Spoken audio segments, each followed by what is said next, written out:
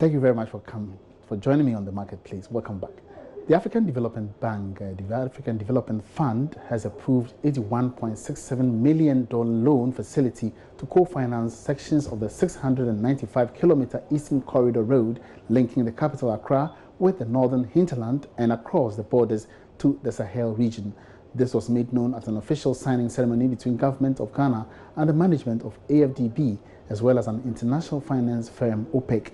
Deputy Finance Minister Abnal Sayasari says the facility will go a long way to speed up financing of the road construction project. There's more in this report. Finance Ministry has signed on to a $101 million loan facility for the completion of the Eastern Corridor Road Development Program, Phase 1.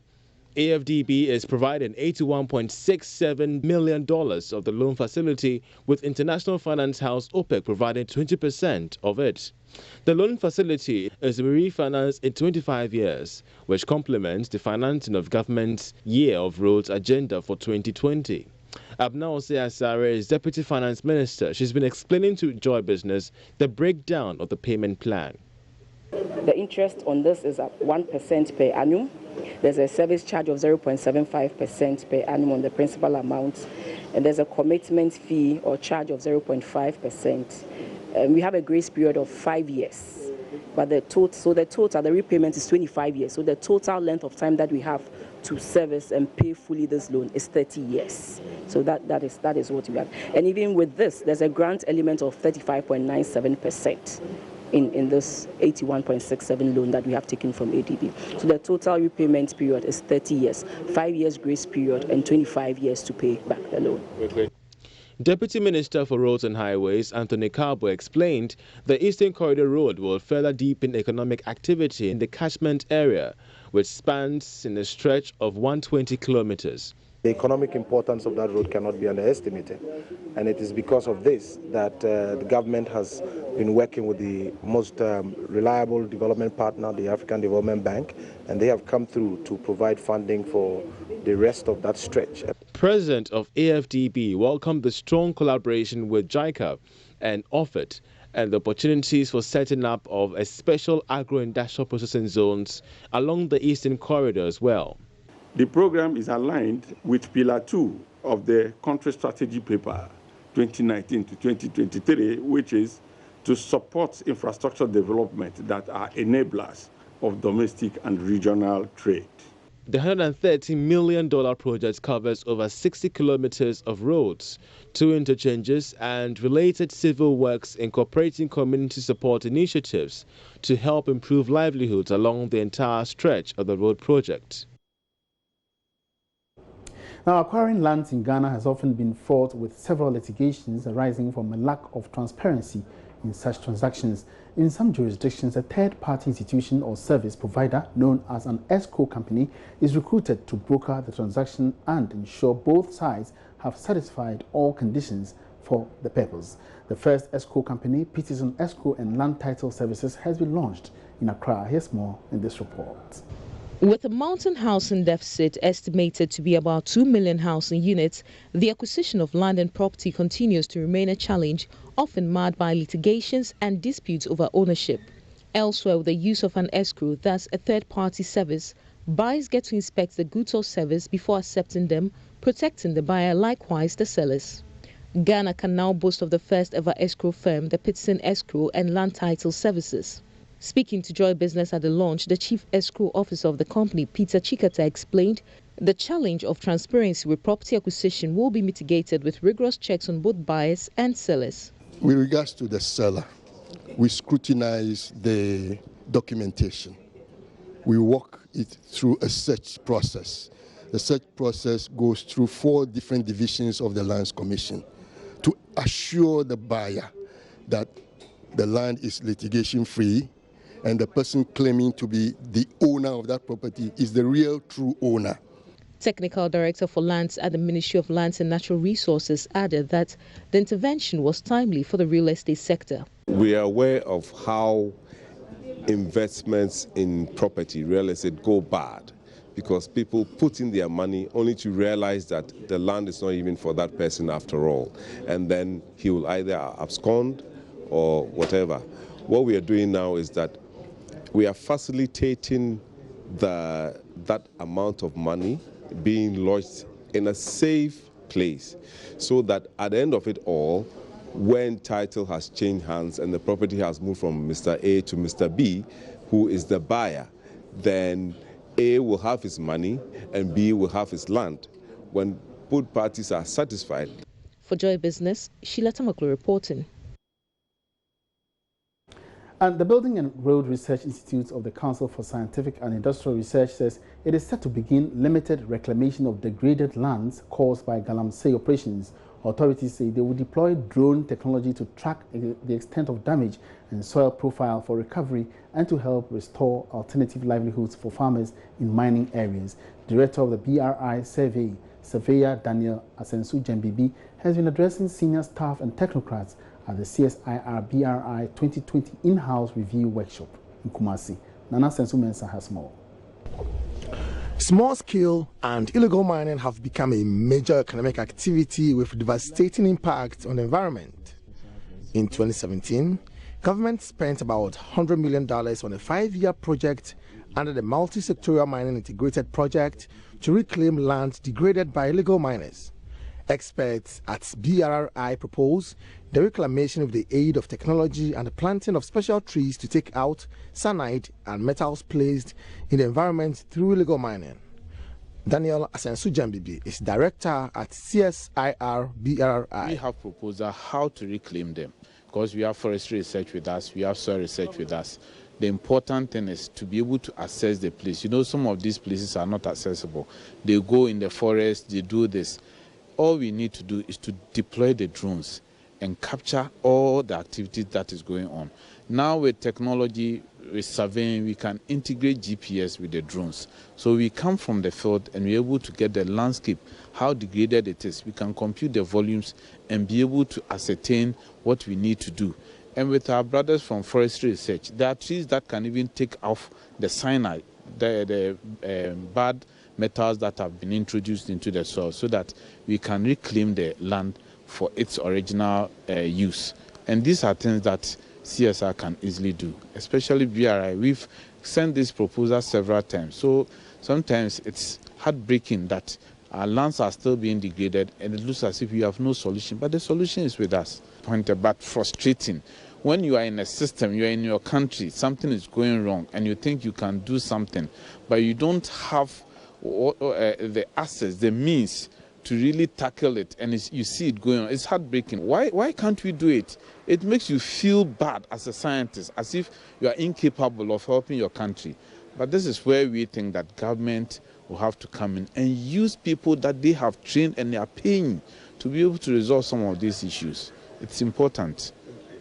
Surveyor Asensu Jambibi says public institutions like BRI have a responsibility to the citizenry whether or not they receive support from government.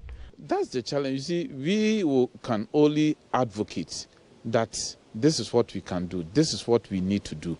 Once we proffer the solution, it behoves on our clients, which in this case, the biggest client is government, to say, okay, come on board and let's solve the problem.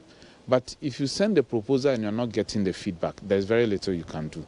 You cannot force yourself. But as we said, we will go ahead, take maybe a small degraded land, do it, proffer solutions, and if we can even get collaborators to give us some little funding to see how we can reclaim it. We have the proposals already. It's just lying there. We can implement it and see so that our people can have alternative livelihood to this mining activity, and our lands and our water bodies can be protected.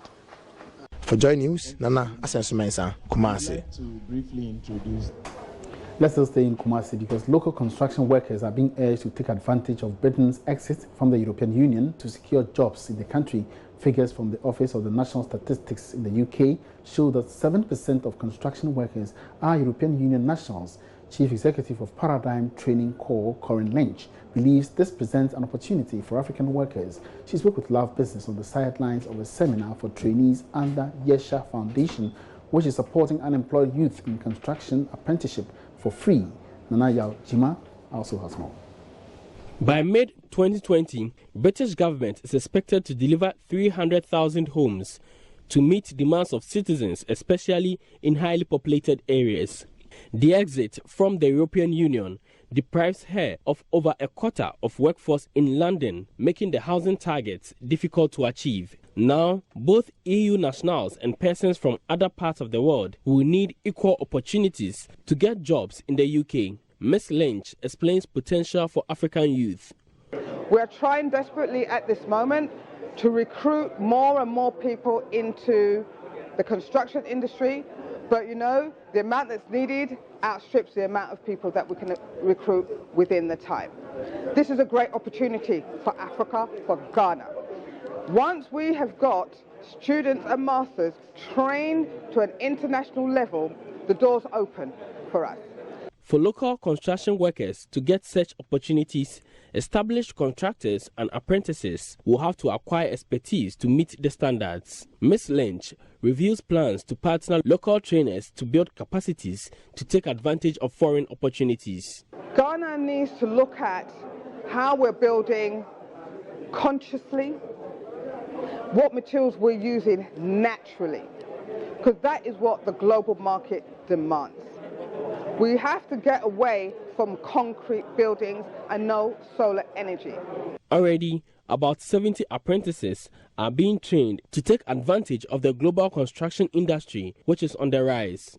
The founder of Yesha Foundation reveals the anticipated impact of the free apprenticeship training on the youth. In the qualification, we only seek to give opportunities for young youths to acquire skills in the construction sector. Well, I hope that people will come on board and support our great mission. We call on diasporas, churches, individuals, business organizations to come and support our great mission. Workers in the field are being advised to take advantage of social media to expand their customer base. Dr. Wanda Evans-Brewer is education specialist. That they network, that they see a vision outside of just their country, because whether you physically go out of the country or you're able to transport your ideas, you need to have more support than just your community. You're watching The Marketplace. We're taking a short break here. When we come back, we'll be telling you how Ghana has lost about 12 billion cedis as a result of corrupt activities at the Registrar General's Department. Stay tuned.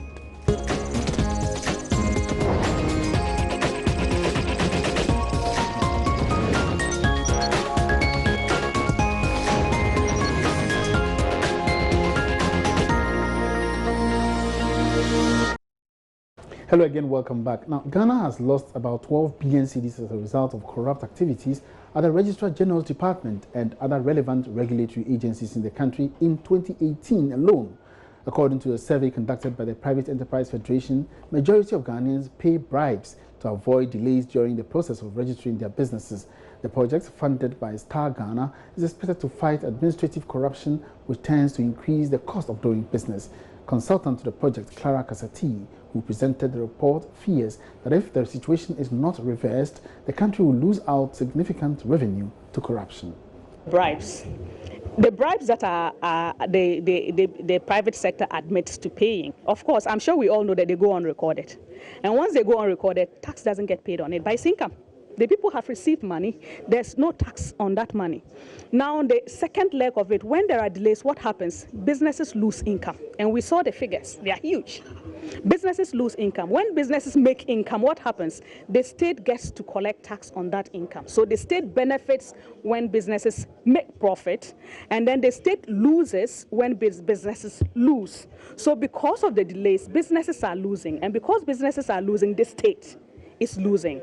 If we are able to address those delays, that means more taxable income, and that definitely means more taxes for the state and for the provision of public utilities and public goods. What's the collaboration between the PEF and also these state agencies, i.e.? It's been fantastic. I must once more commend the state institutions. They've been so candid throughout this process. We've been working on this for over a year, and they have been phenomenal.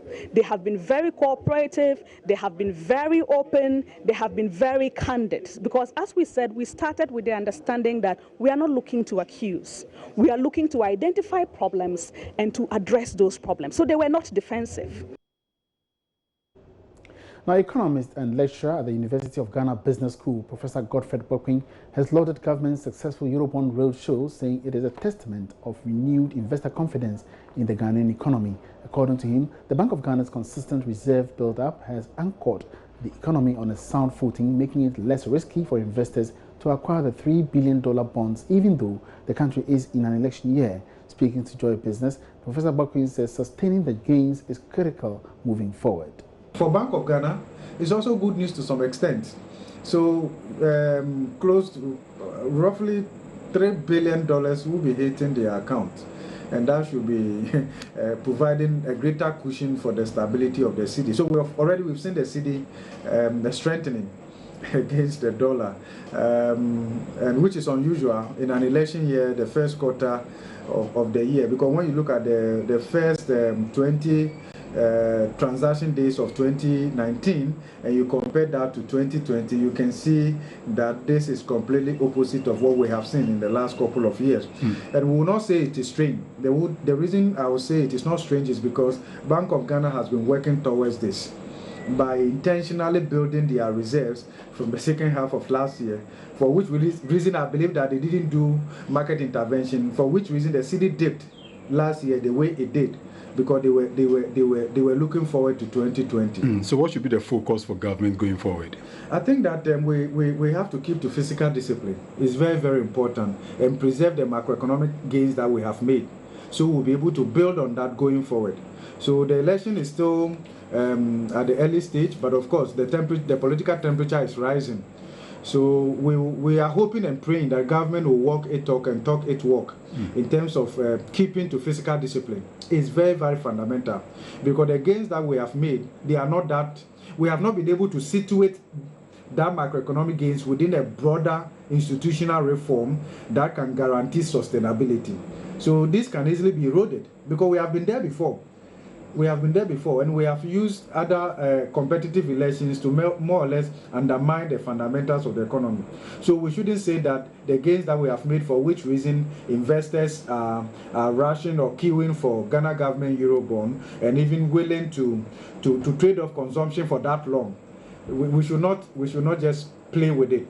We have to work at sustaining it. Let's avoid out of budget expenditures. Let's not bow to the election pressures. Let's keep to the fiscal discipline, because it's very, very fundamental. And to that extent, because once you mess up, fiscal discipline transmits to so many other macroeconomic variables in terms of price buildup, inflationary expectation, higher interest rate, and all of that. Then it effectively undermines the ability of the central bank to effectively use inflation targeting to reduce inflation and engineer economic growth. It becomes a problem for them.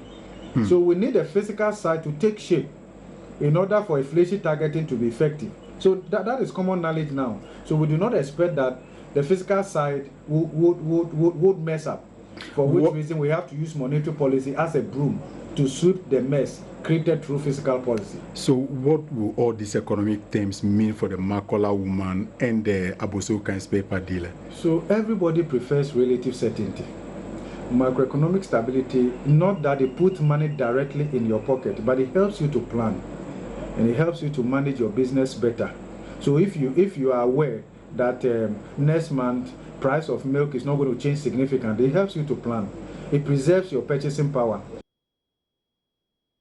Now, as the implementation of the Africa Continental Free Trade Area Agreement fast approaches, several businesses are taking advantage of the landmark trade initiative, which offers Africa a huge market opportunity. Online businesses are not being left out of the equation. International online service New Africa is one such service extending their tentacles into Ghana. This morning, this report. Some online businesses continue to make great strides in the marketing of products. A lot more of these initiators are preparing to take advantage of the huge markets that will be offered by the African Continental Free Trade Agreement. New Africa is one of such social and ethical online marketplaces that seeks to showcase the ingenuity by bringing creative works on a common platform. Carol Swega is CEO of the online platform New Africa.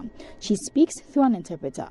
En fait, New Africa, c'est pas pour s'arrêter uniquement sur les artisans. She used to do bees, Netflix with bees, and it's happened a time in the market there is a client from Benin that came in Togo to get all the stuff she created. And she take the product and went to France and sell to European. And her grandmother was, imagine, if I can have access to that market, if I can have a way to go there and showcase my product, I think I can sell it there. But that time she was a teenager, and she doesn't really have that opportunity to help her grandmother. Today she is dead, but she sees her grandmother in every single craftsman around Africa. And now she has the power to create a platform that can give them what her grandmother did not get. Carol Swega also talks about the potential of the online business and how creators can take advantage of it.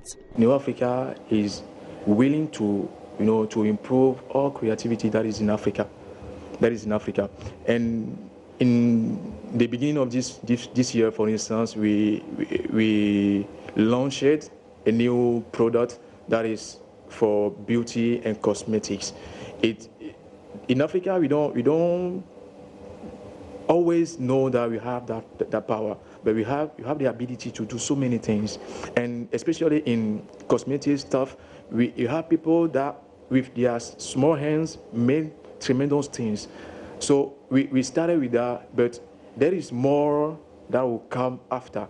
And Africa is always trying to improve, to give more power to those who can do something with their hand. Representative in Ghana, Benjamin Kabunate, says the coming in place of the African Continental Free Trade Area Agreement comes as a blessing for market expansion. African trade and continental agreements will be very, very useful because New Africa already is helping these creators to get on a website.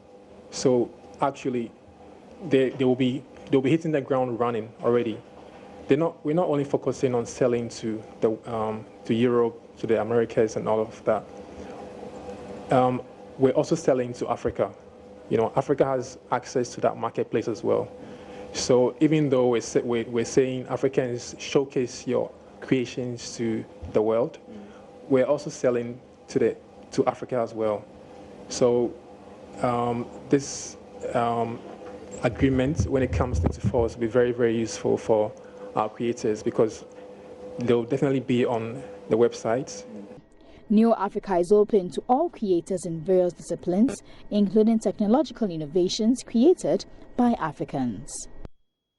And that'll be it for the marketplace today. Many thanks for your company. For more business news, log on to myjoyonline.com/business. Of course, we're always celebrating 25 years of media excellence. You can share in that experience with us on Joy News. My name is Emmanuel Abuaji.